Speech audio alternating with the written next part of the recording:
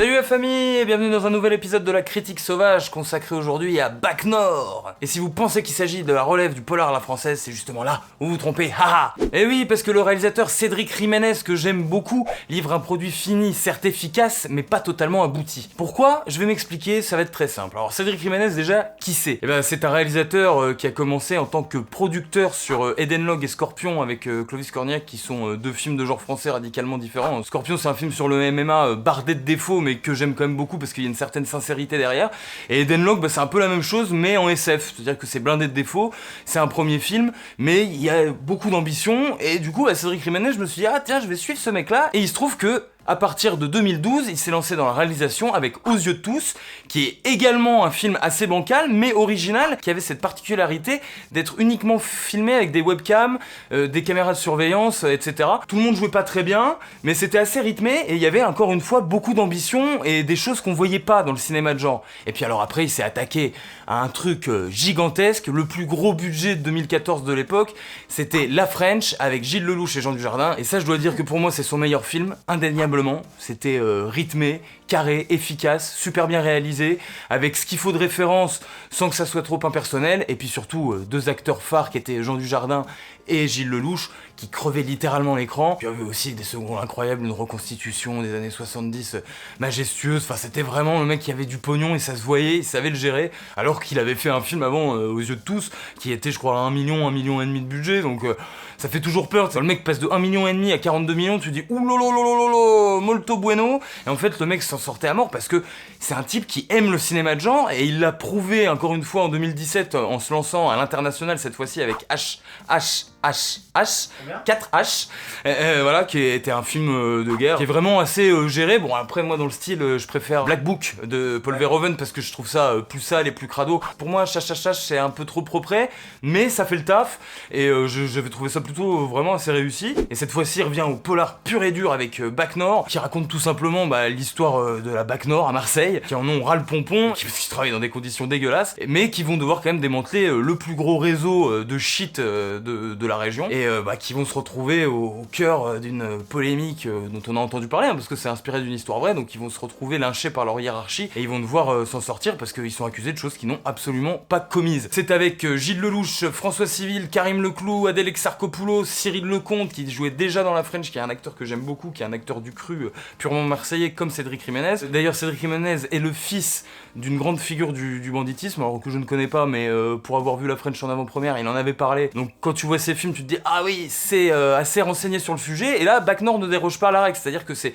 super renseigné, ça fait très réaliste, c'est toujours aussi bien géré au niveau de la mise en scène, c'est hyper nerveux, on s'ennuie pas une seule seconde, t'es accroché à ton siège, il y a une tension incroyable. Le problème, c'est que t'as l'impression de revoir les mêmes choses que dans Les Misérables, c'est ça le problème. Je trouve que il y a un peu les mêmes tenants et les mêmes aboutissants, et que je trouve qu'au bout d'un moment, contrairement aux Misérables où il arrive toujours à faire rebondir son récit, là je trouve que Cédric Jiménez il a du mal à donner du grain à moudre à tout ça quoi. Dans La French, je trouvais qu'il y est arrivé, alors que La French c'est inspiré aussi d'une histoire vraie, tu connais l'issue fatale, tu pouvais ne pas être surpris, je trouvais qu'il y arrivait parce que il était à fond sur ses persos. Là je trouve qu'au bout d'un moment, ses persos il les lâche un peu. Ou en tout cas t'y crois pas vraiment. Moi j'ai un énorme problème dans le film avec François Civil. Il est trop propre pour ce genre de rôle, je suis désolé. Alors après je dis pas qu'il joue mal, En plus ils lui ont rajouté un accent marseillais qui fonctionne pas du tout.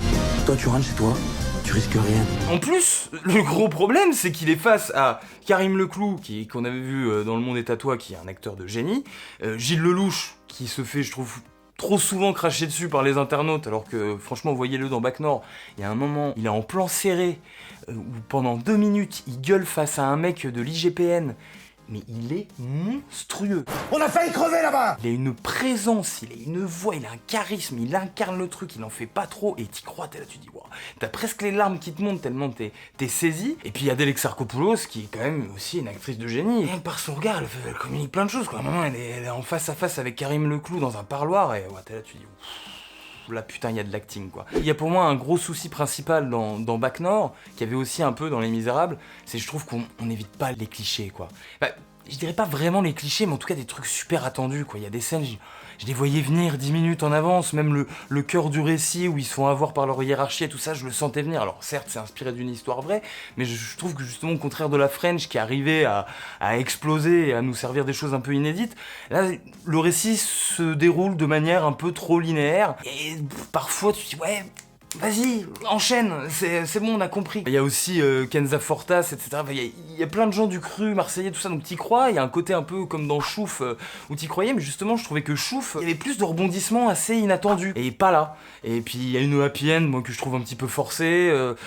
Il y a des scènes de repas aussi qui avancent pas beaucoup, où ils se disent un peu des banalités. Bon, alors c'est pour te prouver que c'est des mecs de la vie de tous les jours, etc. Mais je sais pas, il y en a peut-être un peu trop, des scènes comme ça, où ils bouffent des merguez sur le coin du vieux port et tout ça, machin, ils se disent des conneries. Bon, c'est rigolo une fois, c'est rigolo deux fois, mais au bout de la troisième fois, tu dis, bon, qu'est-ce que tu me racontes vraiment? Tu peux faire authentique et cinématographique, le problème c'est que là, au bout d'un moment, le cinéma, tu le vois plus trop, quoi, t'es dans une espèce de proximité, mais peut-être un peu trop. Il n'empêche qu'on ne s'ennuie pas, que c'est assez épique, que Cédric Jiménez sait tenir une caméra, ça c'est indéniable, il y a des scènes de course-poursuite qui sont géniales, la scène d'émeute où ils se retrouvent dans un immeuble délabré et tout ça, où ils suivent justement Karim Leclou et François Civil qui rentrent dans l'immeuble, etc. C'est quand même hyper géré.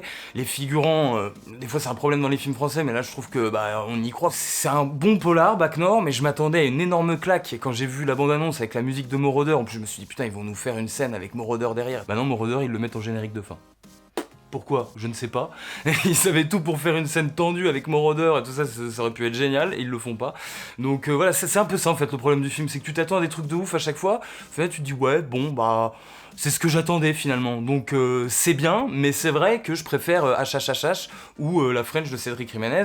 Mais ça n'empêche que c'est quand même un mec à suivre et qu'il est hyper doué dans ce qu'il fait. Et c'est juste qu'il faut qu'au niveau du scénario, ça suive. Alors il écrit toujours avec Audrey Diwan, qui est sa compagne et qui avait fait tous les scénarios de ses films précédents avec lui, et qui est la réalisatrice de Mais vous êtes fous, avec Pio Marmaille et Céline Salette, que je vous conseille, qui est vraiment un bon film aussi, qui tourne autour de la cocaïne aussi. Hein. Ils aiment bien parler de la drogue dans leurs films, mais ils le font plutôt bien. Donc c'est des gens à suivre qui ont beaucoup de talent. Faut juste que ils se laissent aller et que... scénaristiquement, ils apportent des éléments qui font avancer l'histoire, quoi. Voilà, donc, clairement, allez voir Bac Nord si ça vous branche, si vous n'en avez rien à foutre dès le départ, vous pouvez vous en passer, mais ça reste quand même un bon film, donc vous voyez-le quoi qu'il arrive. Merde, c'est pas souvent les polars français, les bons en plus, c'est pas souvent. C'est vrai qu'à part Marshall et Jiménez, et Cavaillé quand il fait pas ses comédies de merde, il y en a pas 20 000 en France, donc faut soutenir ce cinéma-là, et ça reste quand même du cinéma viscéral et percutant, comme je les aime. Voilà, cette critique sauvage, c'est terminé pour aujourd'hui, ma gueule. On vous attend sur notre page YouTube, Facebook et Instagram pour commenter, liker, partager tout ce que vous voulez. Ça fait toujours plaisir, un petit pouce bleu, sonnez la cloche. En attendant, on vous fait des bisous partout, vive le cinéma et à tantôt les copains. Ciao ciao.